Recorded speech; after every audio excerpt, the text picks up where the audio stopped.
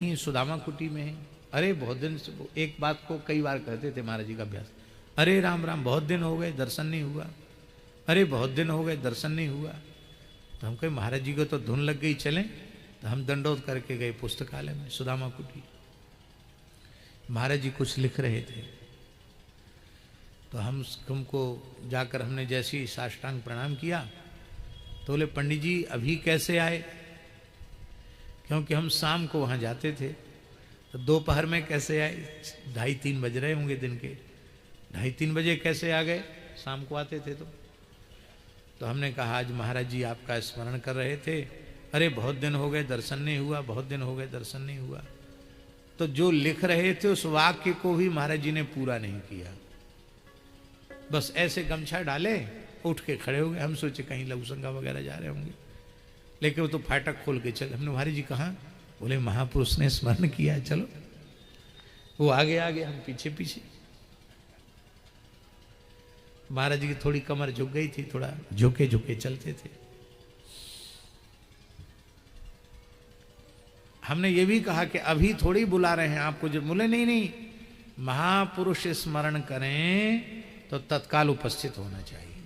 हमने बता दिया कि अब लिख रहे थे उसको तो पूरा कर लेते। बोले वो तो आगे पीछे कभी पूरा हो जाएगा, चलो।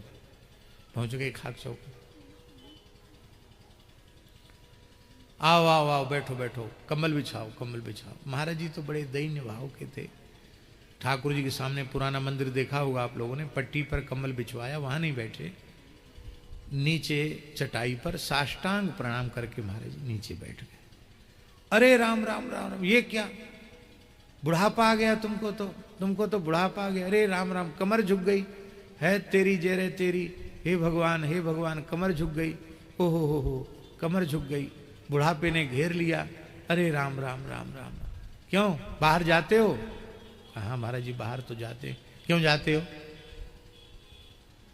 महाराज जी ऐसे बोलते थे पहाड़ी बाबा, क्यों जाते हो? तो महाराज जी बोले लोग बहुत आग्रह करते हैं, लोगों के आग्रह से जाना पड़ता है। अरे क्यों जाते हो, यहां आ जाओ, देखो हमारा नाम लेके। बोले अमुकदास हमारी सेवा करेगा, आपकी भी करेगा, हिम्मत है जो यहां से कोई लेके चला जाए। तो महाराज जी हाथ जोड़ के बोले हाँ महाराज यह तो सत्य है, यहां से तो हमको कोई नहीं ले जा सकता है। पूज्य श्री रामेश्वर दास जी रामायणी जी कहते थे कि हमें अपने जीवन में खाक चौक में जैसा विश्राम मिला वैसा कहीं नहीं मिला। जब सबसे पहले सुदामा कुटी वो आए तो खाक चौक में ही रहे, लगभग 3 साल खाक चौक में रहे रामायणी जी। और कथा कह के आते, महाराज किसी से नहीं मिलने देते, न दिन में मिलने दे न रात को, बाहर निकले तो ही मिलो। लट घेरते ही भीड़, बेकार की भीड़, राम राम करेंगे, कुछ पोथी पत्रा पढ़ेंगे देखेंगे तब न सुनाएंगे, घेर लिए आलतू फालतू लोग। तो उनके डर के मारे कोई घुसता ही नहीं था स्थान। तो पूज्य श्री रामायण जी कहते थे कि हमें अपने जीवन में जितना विश्राम, जितना भजन और चिंतन का अवसर खाक चौक में मिला उतना कहीं नहीं मिला। बोले तो बोले यहां आ जाओ, यहां से फिर कोई नहीं ले जाएगा। क्यों जाते हो बाहर? फिर पूछे वही बात, क्यों जाते हो बाहर? तो महाराज जी ने हाथ जोड़कर कहा भगवान ज्ञान वैराग्य का सर्वथा अभाव है, लोभ बहुत अधिक बढ़ा हुआ है, इसलिए बारंबार बहाना बनाकर धाम को पीठ दिखाकर लोभ के कारण चले जाते हैं। इतने दैन्य भाव से ये बात कही, एकदम आंख भर के महाराज जी ने ये बात कही। अब महाराज जी तो अपने ढंग से बोले चले जा रहे हैं। बोले छाती पे धर के ले जाओगे, लोभ के कारण चले जाते। क्यों चले जाते हो? बुढ़े हो गए हो, कहीं मत जाओ, यहीं रहो, भला यहीं आसन ले आना, यहीं रहो। फिर महाराज जी बोले आप सत्य कहते हैं, पर हमारे हृदय में त्याग वैराग्य नहीं है, लोभ की वृद्धि बहुत अधिक हो रही है। महाराज जी को फिर कुछ प्रसाद दिया, बोले यहीं बैठ के खाओ। तो महाराज जी ने पाया, जल पिया और बोले अब भेज के आओ। तो हम भेजने गए। हमको बड़ा बुरा लगा। मैंने कहा इधर तो कितनी देर से कह रहे थे कि दर्शन नहीं भय, दर्शन नहीं भय, वो आके कोई सत्संग वगैरह तो कुछ नहीं, खाली डांट डपट करने लगे। महाराज जी का बढ़िया स्वभाव, सब कोई डांट कर बोलते हैं ये है? इधर कहते थे बड़े महापुरुष हैं, बड़े महापुरुष हैं। हमको अच्छा नहीं लगा, फिर भी हम मन में सोचते हुए गए। वहाँ मैंने महाराज जी से कहा महाराज जी क्षमा करना, और महाराज जी तो ऐसे बोलते, उनका बोले क्या बोले वो, ऐसे कुछ एकदम ठीक बोले। देखो यद्यपि मिले कोट चिंतामणि तदपि न हाथ पसार, विपिन राज सीमा के बाहर हरिहु को न निहार, यद्यप मिले कोट चिंतामणि तदपि न हाथ पसार, जय श्री भट्ट धूल धूसरतन यह आशा उर्धार, अरे मन वृंदा विपिन निहार। बिल्कुल ठीक है, धाम को पीठ दिखाकर जाना, लोभ तो बढ़ा ही हुआ है। हमने कहा महाराज जी दास तो आपके चरणों में रहता है, लोभ की सूक्ष्म गंध भी आपके मन में नहीं है। और महाराज जी ने अपने संपूर्ण जीवन में न के 1 इंच भूमि खरीदी, न अपने लिए पक्की कुटिया कच्ची कुटिया तो जाने दो, फूस की झोपड़ी तक नहीं बनाई, और न 1 रुपए का संग्रह परिग्रह किया। दास कबीर जतनते ओढ़ी, ज्यों की त्यों धर दीनी चदरिया। एकदम निष्काम सेवक के जैसी महाराज जी ने अपने पूरे जीवन भर सेवा की। ऐसा अद्भुत जीवन जीना सबके बस की बात नहीं। हमने कहा महाराज जी आप में तो सूक्ष्म गंध भी नहीं है। तब महाराज जी ने कहा कि पंडित जी ये सब भीतर रहते हैं, जब तक जीवत्व है तब तक यह सब भीतर में है, और हम सदा जीवत्व को ही धारण करके रहना चाहते हैं, क्योंकि हमारे कांत हमारे स्वामी तो श्री ठाकुर जी हैं। वे हमारे नित्य स्वामी हैं और हम उनके नित्य दास हैं। फिर बोले ये रहते हैं पर साधक की पकड़ में नहीं आते हैं, इसलिए इनको स्वीकार करते रहने से लाभ होगा। और रहते हैं और फिर मना कर देना कि हम अब काम क्रोध आदि विकारों से शून्य हो गए हैं, उससे अहंकार उत्पन्न हो जाएगा, और जब अहंकार उत्पन्न हो जाएगा तो बिना बुलाए सारे विकार फिर से आ जाएंगे। फिर महाराज जी ने ये बात कही कि तुलसीदास जी, सूरदास जी, नाभाजी क्या विकार युक्त महापुरुष थे, इन्होंने ऐसा क्यों कहा? सर्वथा निर्विकार होते हुए मैं सविकार हूं ऐसा स्वीकार किया। इसलिए सदा दैन्य भाव में साधक को जीना, यही नारद मोह के चरित्र का प्राण है, यही सार तत्व है। उस समय महाराज जी ने ये चौपाई बोली थी, लोभ पास यही गर न बंधाया, सोनर तुम समान रघुराया। तो हम तुम समान कहाँ हैं, हम तो उनके सेवक ही हैं, उनके समान कैसे हो सकते हैं। बोलो भक्तवत्सल भगवान की जय। भगवान ने निश्चय कर लिया कि नारद जी के ऊपर तो कृपा करनी ही है, और नारद जी ने इसकी प्रार्थना भी की। यही है संत का स्वभाव, वो चाहे जितनी ऊंचाई पर पहुंच जाए, उसकी भाषा नहीं बदलनी चाहिए, उसका व्यवहार नहीं बदलना चाहिए। हाथ धर के देख लो, बेटे का ब्याह हुआ, बेटी का ब्याह हो तो सब छूट जाता कि नहीं छूट जाता 2-4 दिन के लिए, जैसे तैसे तिलक करके अपना नित्य नियम खाना पूर्ति, नित्य नियम नहीं खाना पूर्ति कर लेते हैं। वो भी सब लोग नहीं करते, कुछ ही लोग करते हैं। निर्वाध रूप से हम भगवत भागवत सेवा कर सकें, न जातक सूतक का स्पर्श हो न मृतक सूतक का स्पर्श हो, तो भगवत सेवा के लिए संन्यास है, और भगवत सेवा में शिखा सूत्र की अनिवार्यता है। इसलिए हमारे यहाँ शिखा सूत्र त्याग की परंपरा नहीं, भगवत सेवा के लिए संन्यास। लिंग संन्यास और अलिंग संन्यास। लिंग माने होता है चिन्ह, प्रतीक। सन्यासी का प्रतीक है त्रिदंड। भगवान शंकराचार्य की परंपरा में 1 दंड रखते हैं, और वैष्णव परंपरा में त्रिदंड रखते हैं। जैसे हमारे स्वामी जी गंगापुत्र जी त्रिदंड धारण करके विराजमान हैं। अरे भाई उसको ऐसे टटोल के मत देखिए।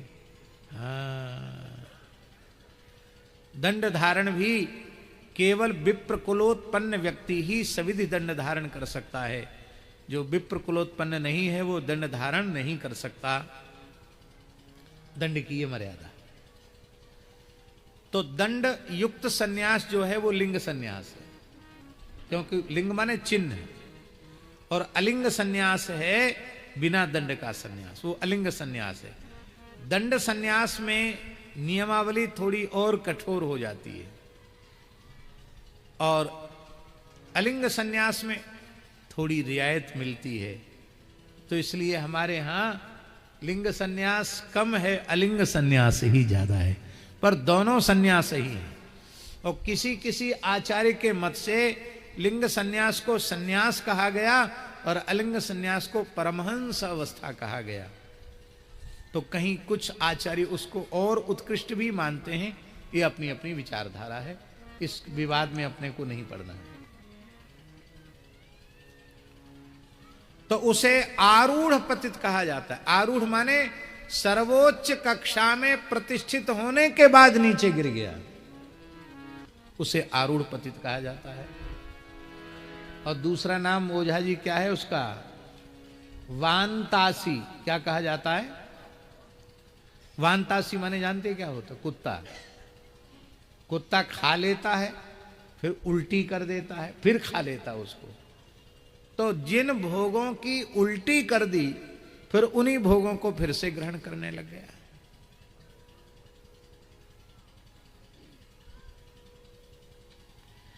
इसलिए यदि विरक्त हो गया है भगवत कृपा से, गुरु कृपा से, संतों की कृपा से, तो जीवन पर्यंत भयंकर से भयंकर विष मानकर स्त्री और धन के आकर्षण से अपने को बचाना चाहिए।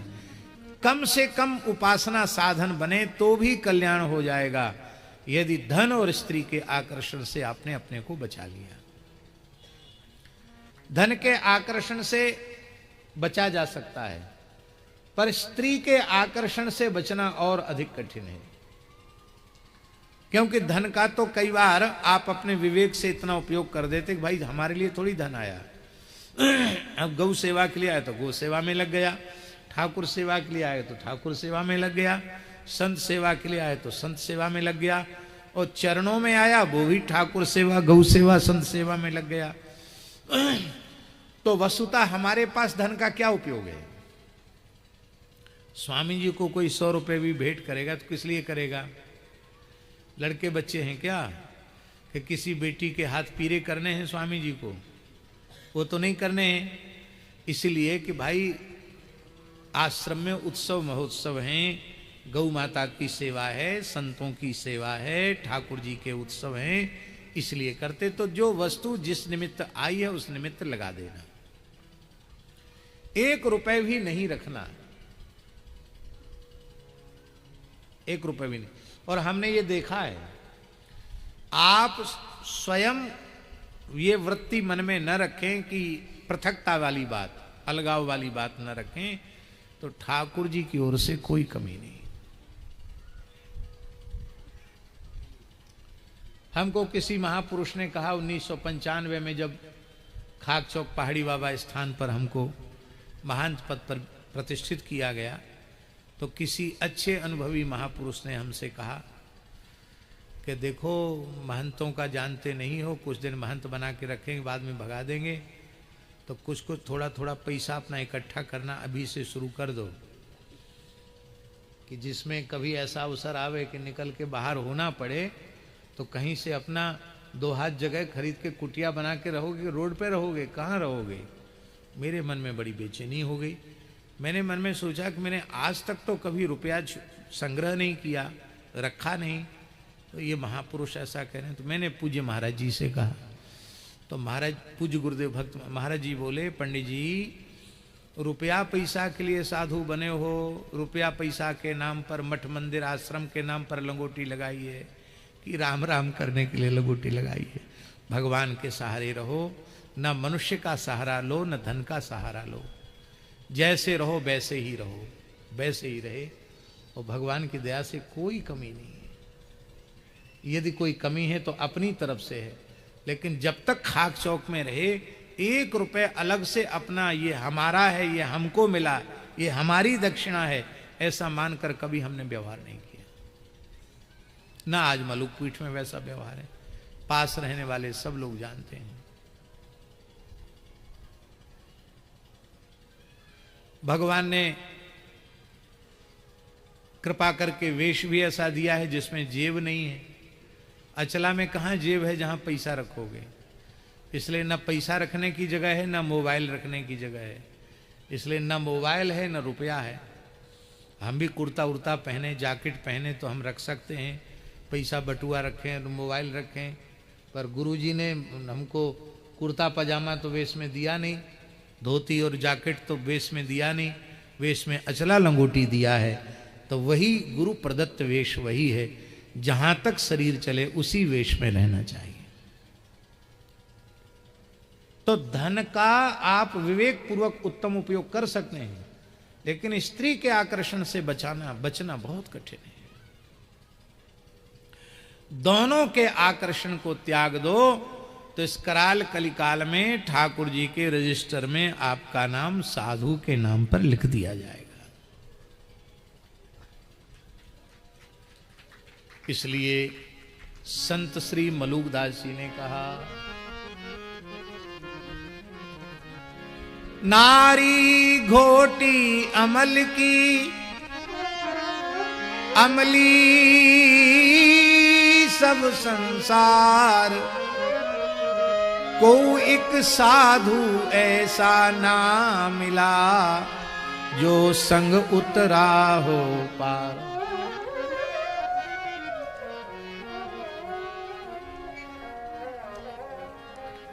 नारी नाही निहारिए,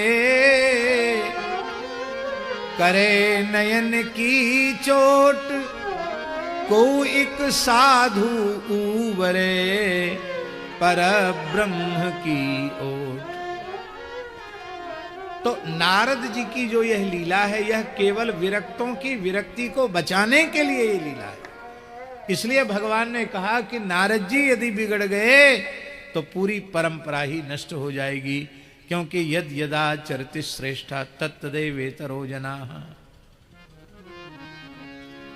एक बंगाली महात्मा आए हमारे पास, फूल माला चंदन सब लेके आए, रोने लगे। हमसे इतना भाव काहे को जग गया महाराज जी आप में? उन्होंने कहा महाराज हमारे गुरु भाई है, वो एकदम दूसरे रास्ते पे जा रहा था, वो आपकी एक कैसेट हम बजा रहे थे, वो कान में सुना तो बस वो रोने लग गया, उसको नहीं तो गृहस्थी हो जाता, बच गया। तो हमारा गुरु भाई बच गया, उसके लिए हम आपको धन्यवाद देने आए। ये बहुत आवश्यक है। तो इसलिए, और भगवान ने नारद जी के ऊपर भगवान ने कृपा की, उनका विवाह नहीं होने दिया, और उस विश्व मोहिनी ने नारद जी के गले में जयमाला नहीं डाली, भगवान के गले में ही जयमाला डाल दी। राजकुमार वेश में भगवान आए थे, और फिर रुद्रगणों ने कहा कि दर्पण देखिए महाराज। और जब नारद जी को क्रोध हुआ, दई हों श्राप की मरे हों जाई, जगत मोर उपहास कराई, और भगवान को शाप भी नारद जी ने दे दिया, और भगवान ने उस शाप को अंगीकार भी कर लिया। और जब भगवान ने अपनी माया का पर्दा थोड़ा सा हटाया, बस नारद जी को स्वरूप की स्मृति हो गई, तो रोने लगे, प्रभो क्षमा करें, वृथा श्राप मम होहु कृपाला, वृथा श्राप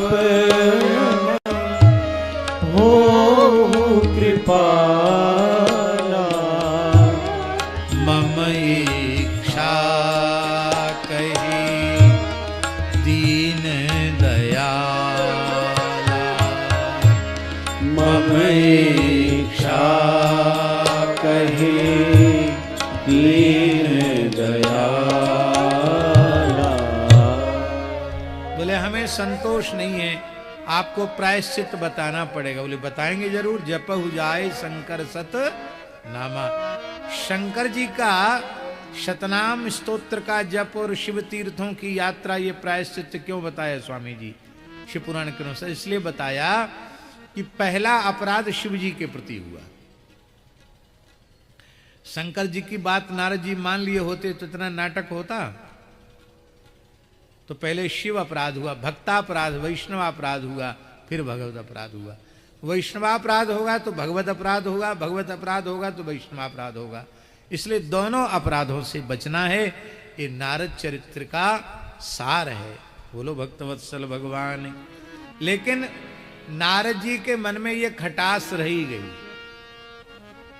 इतना सब होने के बाद भी रामावतार में, अरण्य कांड में, जब नारद जी चरणों में बैठे प्रभु के, तो आखिर मन की बात रोक नहीं पाए, कह ही दी। क्या कहा? भेद है त्रिगुणात्मिका जड़ माया। त्रिगुणात्मिका माया जिसके 3 गुण हैं, सत्व, रज और तम। ये त्रिगुणात्मिका माया, जड़ माया। इस जड़ माया में आप ब्रह्मस्तंभ पर्यंत संपूर्ण चराचर मोहित हो रखा है। ये माया ही सारे जगत का संचालन कर रही है। एक दूसरी माया है, जिस माया का नाम है जनमोहनी माया। क्या नाम है? जनमोहनी माया। इस जनमोहनी माया को ही वैष्णवी माया कहा गया। इस माया में नित्य मुक्त भक्त मोहित हो जाते हैं।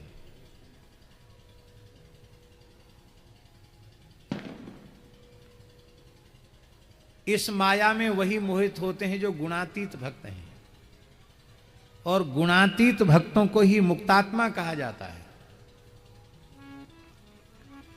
तो मुक्तात्मा जिसमें मोहित हो वो है वैष्णवी जनमोहनी माया। क्यों? इस जनमोहनी माया में मोहित होने से जीव का अकल्याण नहीं होता, उसका परम कल्याण होता है, और भगवान की रसमयी लीलाओं का विस्तार होता है, और उस जीव का ज्ञान, वैराग्य और भक्ति और अधिक पुष्ट हो जाती है। उसकी आध्यात्मिक कक्षा और उन्नत हो जाती है, और भगवान की लीला का विस्तार होता है। ना ज्ञान कम होगा, ना भक्ति कम होगी, ना वैराग्य कम होगा। तो मनमोहन शरण जी यहां सूक्ष्म बात यह है कि ये बात मन में ध्यान में रखनी चाहिए कि जैसे हम लोग जड़ माया में मोहित हो रहे हैं, उस माया में नारद जी मोहित नहीं है, क्योंकि माया जीत संत हैं नारद जी। वो माया नहीं है, वस्तुतः भगवान अपने संकल्प से वैष्णवी माया में उनको मोहित कर रहे हैं। हम सब जीवों के ऊपर कृपा करने के लिए, नारद जी के ज्ञान, भक्ति, वैराग्य का पोषण करने के लिए, और अपनी रसमयी अवतार लीला की भूमिका का निर्माण करने के लिए। तब प्रश्न उठा कि भगवान के लिए आवश्यक क्यों है कि वे अपने मुक्त भक्त को अपने संकल्प से अपनी वैष्णवी माया में मोहित करें। यह आवश्यक है। क्यों आवश्यक है? बद्ध जीव के साथ भगवान की क्रीड़ा नहीं होती। मुक्तात्माओं के साथ ही भगवान खेलते हैं। हमारे हाथ पैर बंधे हुए हैं, और आचार्य श्री पुंडरीक शास्त्री जी के भी हाथ पैर बंधे हुए हैं, और कहे दोनों खेलो, तो कैसे खेलेंगे भाई? दोनों के हाथ पैर खोले हुए होंगे, बंधन से मुक्त होंगे, तब ना क्रीड़ा होगी। तो वैसे क्रीड़ा हो जाएगी? क्रीड़ा के लिए मुक्त होना आवश्यक है। भगवान तो सर्वतंत्र स्वतंत्र मुक्त हैं, परम मुक्त हैं, परम स्वतंत्र न सिर पर कोई, परम मुक्त हैं भगवान। तो बद्ध जीव के साथ भगवान की लीला नहीं होती है। भगवान की विशिष्ट लीलाएं मुक्तात्माओं के साथ ही होती हैं। इसलिए भगवान का जो भी नित्य परिकर है वो सबके सब मुक्तात्मा है।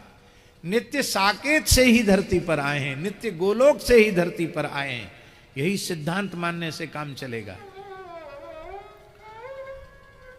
तो मुक्तात्माओं के साथ भगवान खेलते नहीं। क्यों नहीं खेलते?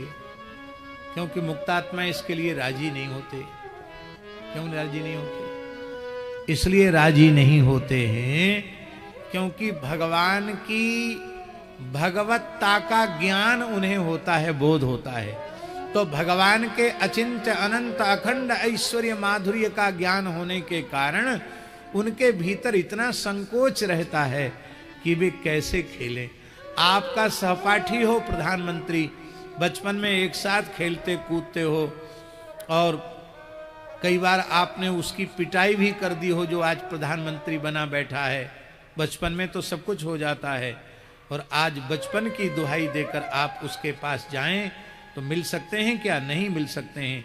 समय लेना पड़ेगा, कानूनी प्रक्रिया पूरी करनी पड़ेगी। वहाँ जा करके जितना निश्चित समय उतने समय में दर्शन होगा। पास में खड़े होकर नेक फोटो खिंचाओगे, उसी में सौभाग्य मानोगे कि हाँ देखो उनके साथ हमारी फोटो है, हैं? और कहीं बचपन में जैसे लद पड़ते थे ऐसा करोगे तो तुरंत हथकड़ी बेड़ी पड़ जाएगी।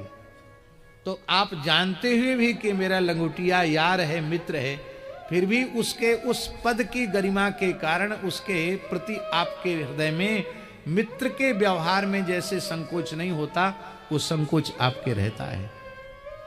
एक सामान्य व्यक्ति एक उच्च पद पर पहुंच गया, उसके प्रति इतना संकोच, फिर अनंतानंत ब्रह्मांडों के जो एकमात्र अधिपति भगवान हैं, उन भगवान के अचिंत्य अनंत अखंड ऐश्वर्य माधुर्य का जिसको ज्ञान हो, वो भला भगवान के साथ कैसे खेल पाएगा? अब भगवान खेलना चाहते हैं, भगवान चोरी कर लेते हैं, उसके ज्ञान की चोरी, उसके विज्ञान की चोरी। और यही चोरी जय विजय की कर ली तब लीला हुई, यही चोरी लक्ष्मी जी की कर ली तब लीला हुई, यही चोरी नारद जी की कर ली तब लीला हुई। इसलिए इस लीला में कोई भक्त का अनिष्ट नहीं होता है, इसमें भक्त का दोष नहीं। क्यों? वो भगवान की इच्छा से, मम इच्छा कह दीन दयाला। ये वैष्णवी माया, जनमोहनी माया का भागवत में 2 जगह स्पष्ट संकेत आया। मां भूदिति निजाम मायाम ततान जनमोहनी। जब कंस वध करके भगवान वसुदेव देवकी के पास गए तो वो भगवान का आलिंगन नहीं कर रहे थे। हम तो संसारी हैं, गृहस्थी हैं, विषयी हैं, ये परमात्मा हैं। ब्रह्मा जी शंकर जी इनके चरणों का ध्यान करते हम बहुत दुखी हो रहे थे। भगवान बोले हम इसलिए थोड़ी आए कि तुम ही हमको उल्टे दंडौत करो। भगवान ने तुरंत वसुदेव देवकी के ज्ञान की चोरी कर ली, तो बेटा बेटा कह के रोने लगे, भगवान को गोद में बिठा लिया, और इतने बड़े कृष्ण बलराम को देवकी जी दूध पिलाने लग गई। ये सुख तब होगा जब ततान जनमोहनी माया का विस्तार किया। भगवान ने यशोदा मैया को मुख में जमाई लेते समय ब्रह्मांड का दर्शन करा दिया। मैया के मन में आई बात, अरे लाला तो हमारो परमात्मा ही सांची बात है। गर्गाचार्य जी कह के गए, वो बात बिल्कुल सांची निकसी। सूरज चंद्रमा धरती आकाश पाताल पूरो ब्रजमंडल सब कछु या के नेक से पोटुआ बराबर मोहड़े में ही सब कछु या के भरो भयो है, और ये तो निश्चित परमात्मा है। अरे मैं तो यार अपनो लाला मान के व्यवहार कर रही हूँ, बड़ो अपराध मुँह पे चढ़ रहे हो। मैया बिचारी विचार करवे लगी। भगवान बोले ले साहब, अब मैया भी ऐसा विचार करवे लगेगी तो अलमारी में धर देगी, 2 बतासा भोग के लिए धर देगी, घंटरिया हिलाए देगी, ले लो बाब ठाकुर जी।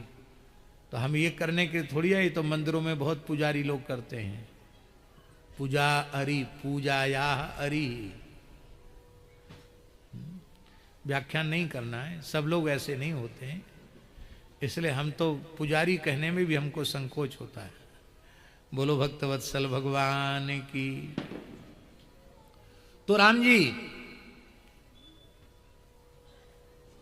भगवान ने उस समय वैष्णवी माया का विस्तार किया। लिखा है माँ उदित निजाम माया, वहां ततान जनमोहनी में, और यहां है वैष्णवीम व्यतनोन मायाम पुत्र स्नेह मयीम विभु।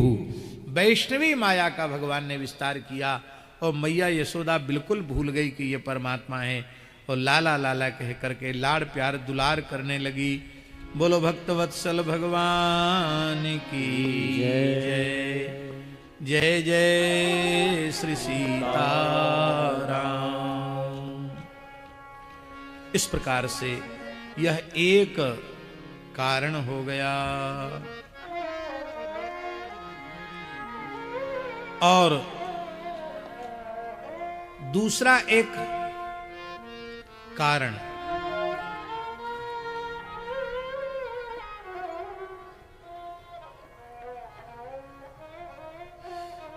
विश्वविदित एक कय कय देशु, सत्य के तु तह बसे नरेश। कय कय देश, इस कैकय देश को ही वर्तमान समय में कश्मीर कहा जाता है, यही कैकय है। वहां के राजा सत्यकेतु थे। सत्यकेतु के 2 पुत्र थे। बड़े पुत्र का नाम प्रताप भानु था, छोटे पुत्र का नाम अरिमर्दन था। और कथा आप सबको पता है, उसका बहुत रोचक ढंग से विस्तार से वर्णन करने की जरूरत नहीं है। कपट मुनि के चक्कर में पड़ गए, और कपट मुनि के चक्कर में पड़े तो ऐसे चक्कर में पड़े कि उसने बंटा ढार कर दिया। अब यहां एक विशेष बात है, प्रताप भानु जो राजा है उसमें कोई ऐसा दोष नहीं दिखाई पड़ता है, दुर्गुण नहीं दिखाई पड़ता है जिसका इतना बड़ा दंड उसको मिलना चाहिए। वर्णाश्रम धर्म का पूर्ण निष्ठा से पालन करता है। संपूर्ण वेद में कहे गए यज्ञों को निष्काम भाव से उसने हजारों हजारों बार किया, और करने के बाद भगवान के चरणों में अर्पित भी कर दिया।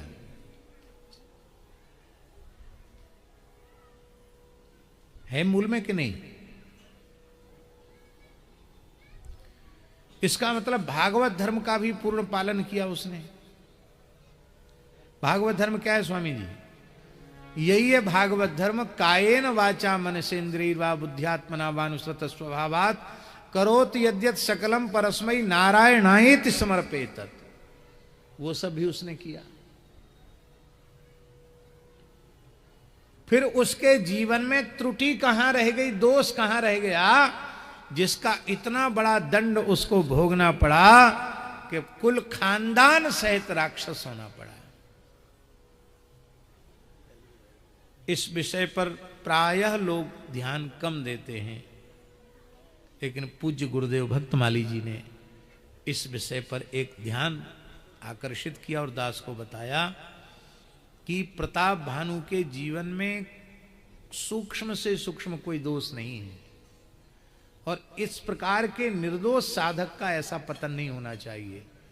पर एक दोष जो पकड़ में नहीं आता, उस सबसे प्रबल दोष उसका यही था, लोकेशना वाला।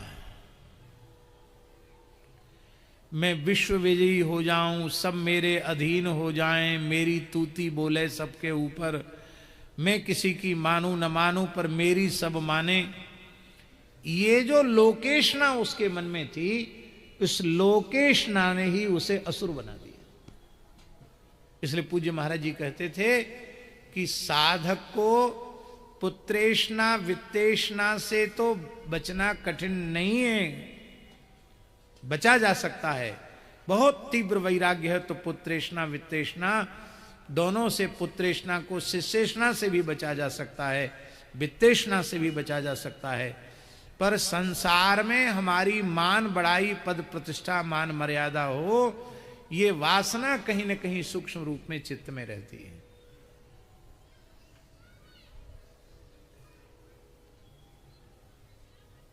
और ये वासना जब चित्त में रहेगी तो वेश बदल करके पुत्रेशना आ जाएगी, वो शिष्येशना बन के आ जाएगी, और वित्तेशना परमार्थ का लबादा ओढ़ के आ जाएगी। लोकेशना यदि हमारे मन में है तो वित्तेशना परमार्थ बन के आ जाएगी। भाई हमको तो जरूरत नहीं है, पर आश्रम है, इतनी गैया है, इतने संत हैं, बिजली का बिल है, टेलीफोन का बिल है, कहाँ से आएगा, उसके लिए तो धन चाहिए, हमें जरूरत नहीं है, पर सेवा के लिए तो है। तो परमार्थ का रूप लेकर के धन की इच्छा आ गई। अब जब मठ मंदिर बन गया तो फिर पुजारी चाहिए, गृहस्थी पुजारी बाबा जियों कहीं ज़्यादा दिन चलता नहीं है, क्योंकि उसको सूतक कब कब लग जाएगा, फिर दूसरा पुजारी खोजो, वो ड्यूटी करेगा, सेवा तो करेगा नहीं। इसलिए ऐसा सेवक चाहिए जो अहरनिश सेवा करे, जिसको कोई सूतक पातक का भय न हो, ठाकुर जी को लाड़ लड़ावे, ऐसा सेवक चाहिए। कम से कम एक तो पुजारी चाहिए कि नहीं। फिर जब एक पुजारी चाहिए तो एक कुठारी चाहिए, भंडारी तो कम से कम 2-4 चाहिए। फिर आश्रम में एक व्यवस्था संभालने वाले एक साधु कोतवाल भी चाहिए। कहाँ से आएंगे? इसके लिए भैया कोई कहता महाराज मेरे मन में बैराग्य जग गया है, लंगोटी लेना चाहता। अच्छा बच्चा कोई बात नहीं, कुछ दिन रहो, बाद में तुमको भेज दे देंगे। रहते तो कुछ ना कुछ सेवा करते ही। तो पुत्रेष्णा शिष्येष्णा बन के आ जाएगी। मूल बात है, बहुत ऊंची चीज कहने जा रहे हैं हम। धन बुरा नहीं है, वित्तेष्णा बुरी है। न पुत्र बुरा है न शिष्य बुरा है, पर पुत्रेष्णा शिष्येष्णा बुरी है। यश प्रतिष्ठा कीर्ति बुरी नहीं है, पर इसकी कामना बुरी है। अच्छा एक बात बताओ, गोस्वामी तुलसीदास जी ने यश कीर्ति के लिए कुछ किया? नाभाजी ने किया, कबीरदास जी, मलुकदास जी, श्री अग्रदास जी, इन लोगों ने किया। पूज्य गुरुदेव भक्तमाली जी कहते थे कि अगले कल्प में जब भगवान व्यास प्रकट होंगे और पुराण लेखन करेंगे तो उसमें तुलसीदास जी, सूरदास जी, कबीरदास जी सबके नाम आने वाले हैं। महाराज जी बोलते थे अगले कल्प में व्यास जी प्रकट होंगे तो ये सब पौराणिक भक्त हो जाएंगे, कलयुग के ये सब पौराणिक भक्त हो जाएंगे, इनके नाम आने वाले हैं और भविष्य पुराण में इनके नाम हैं।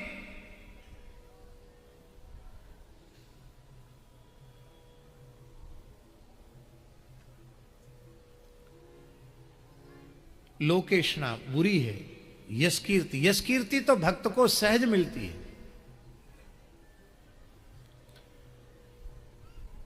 एक जगह की बात है, आगरा की बात है, हमको वहीं के लोगों ने सुनाया। आगरा के पास कोई गांव था, वहां पूज्य करह वाले महाराज जी की प्रेरणा से पूज्य मामा जी कथा कहने गए हैं।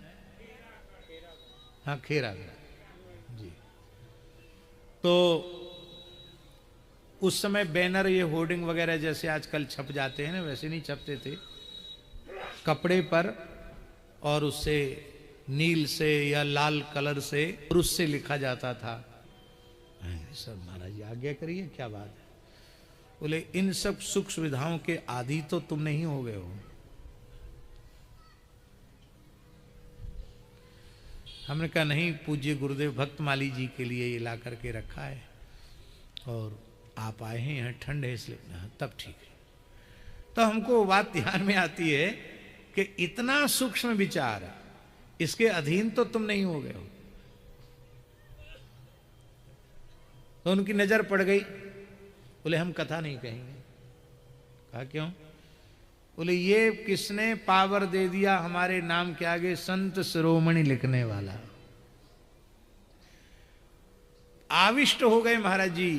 बोले हम तो अभी कोशिश कर रहे हैं साधु बनने की, साधु बन कहां पाए। या आपने कैसे? बोले महाराज अब तो क्या लिख के? बोले नहीं, हटाओ इसको। बैनर हटवा ही दिया। इसके बाद महाराज जी भीतर मंडप में गए। हम तो कहते हैं हमारे नाम के पीछे अमुक उपाधि कम क्यों रह गई।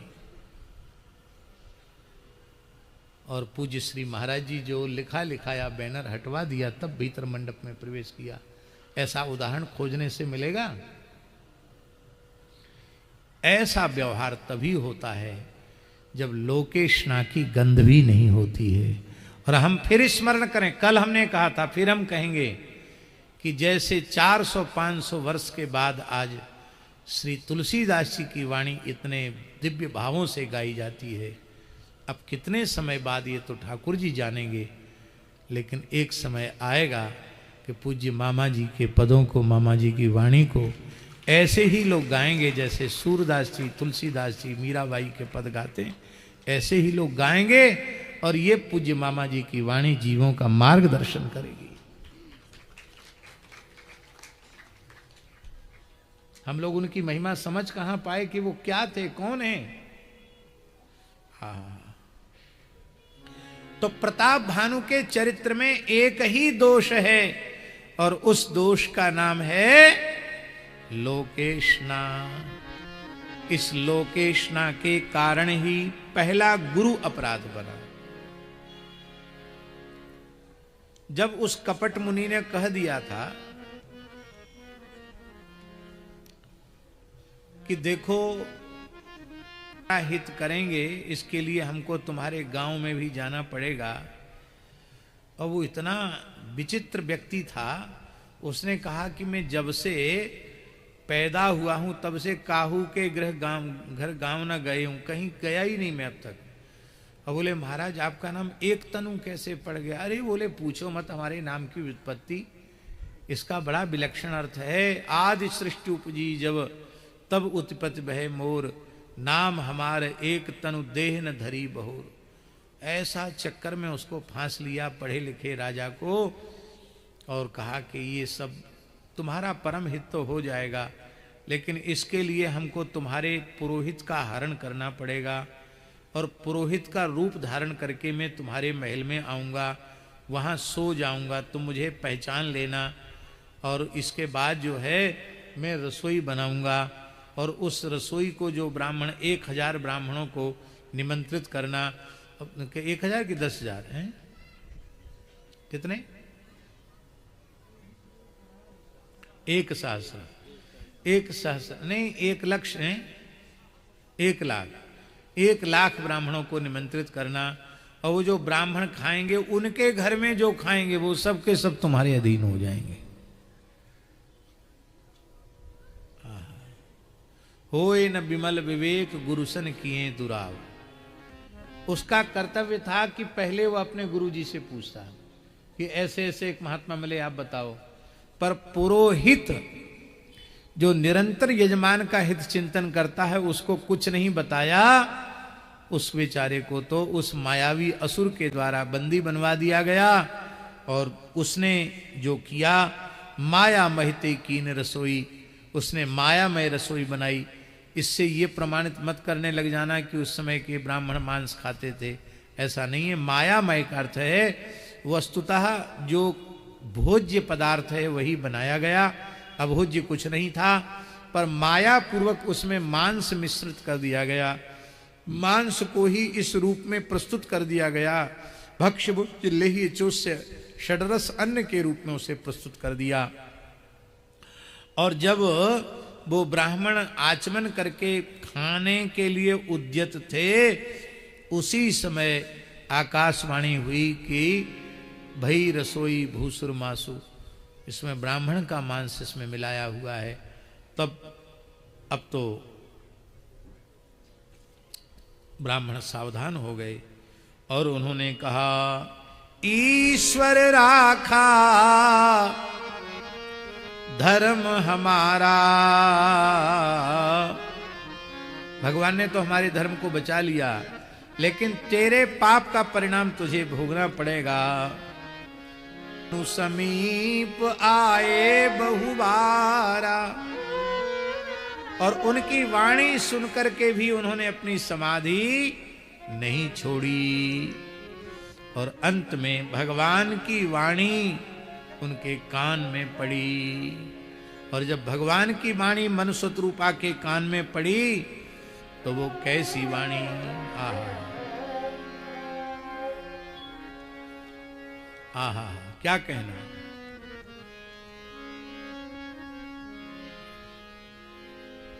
वाणी कैसी है, राम जी की वाणी कैसी है। भगवान प्रकट हो गए। बोलो भक्तवत्सल भगवान की जय। ये कौन भगवान प्रकट हुए? उपजहि जासु अंश ते नाना, शंभु विरंचि विष्णु भगवाना। वो भगवान प्रकट हुए। नील सरोरो नील मणि, नील नील धर श्याम, लाजय तन शोभा निरखी, कोटि कोटि सतकाम। अकेले ठाकुर जी नहीं आए, बाम भाग शोभित अनुकूला, आदि शक्ति छव निधि जगमूला, आदि शक्ति छवि निधि जगमूला। यद्यपि ठाकुर जी के बामांग में है, लेकिन बाम नहीं है। बाम होकर भी सर्वथा अनुकूल है। किसके अनुकूल? दोनों के अनुकूल है। प्रभु के सर्वथा अनुकूल हैं और हम जैसे कुटिल जीवों के लिए भी सर्वथा अनुकूल हैं। ये श्री किशोरी जी बामांग में न होवे तो कोई भी जीव भगवत शरणागति का पात्र ही सिद्ध नहीं होगा।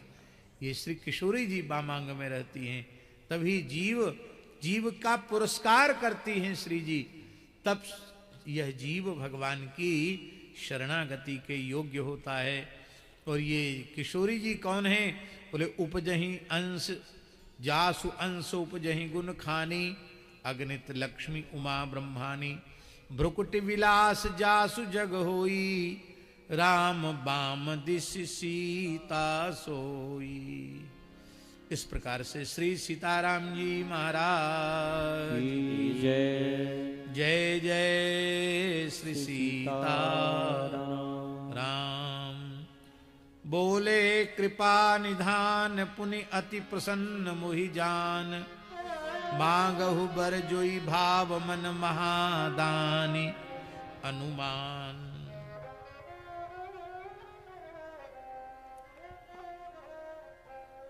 अब देखिए मनु जी क्या कह रहे हैं। नाथ देख पद कमल तुम्हारे, अब पूरे सब काम हमारे। कोई कामना अधूरी नहीं, सब कामना पूरी हो गई, लेकिन फिर भी एक लालसा बड़ी उर्माही। जब सब कामनाएं पूरी हो गई तब लालसा कहां से आ गई? इसका अर्थ है कि भगवान पुत्र रूप में आवे, ये कामना मनु जी की नहीं है, ये कामना स्वयं भगवान की है।